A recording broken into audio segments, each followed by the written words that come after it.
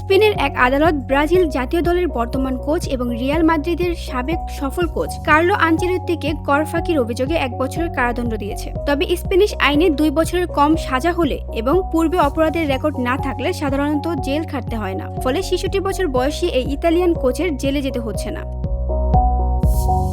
অভিযোগ অনুযায়ী 2013 থেকে 2015 সালের মধ্যে রিয়াল মাদ্রিদের কোচ থাকার সময় আনচেলত্তি প্রায় 10 লাখ ইউরোর আয় গোপন করে কর ফাঁকি দিয়েছিলেন। আদালত তাকে 3,86,000 ইউরো জরিমানা দিয়েছে, যা বাংলাদেশি টাকায় প্রায় 3 কোটি 30 লক্ষ।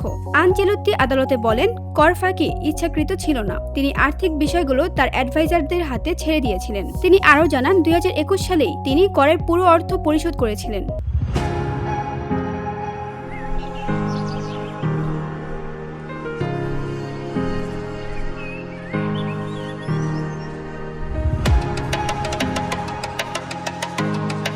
ফুটবলে এর আগে লিওনেল মেসি ও ক্রিস্টিয়ানো রোনালদোর মতো তারকারাও কর ফাঁকির মামলায় জড়িয়েছেন। রিয়াল মাদ্রিদের কোচ হিসেবে আনচেলত্তি 3টি চ্যাম্পিয়ন লিগ সহ অনেক সাফল্য এনে দিয়েছেন ক্লাবকে। চলতি বছর মৌসুম শেষে তিনি ব্রাজিল জাতীয় দলের কোচ হিসেবে দায়িত্ব পান।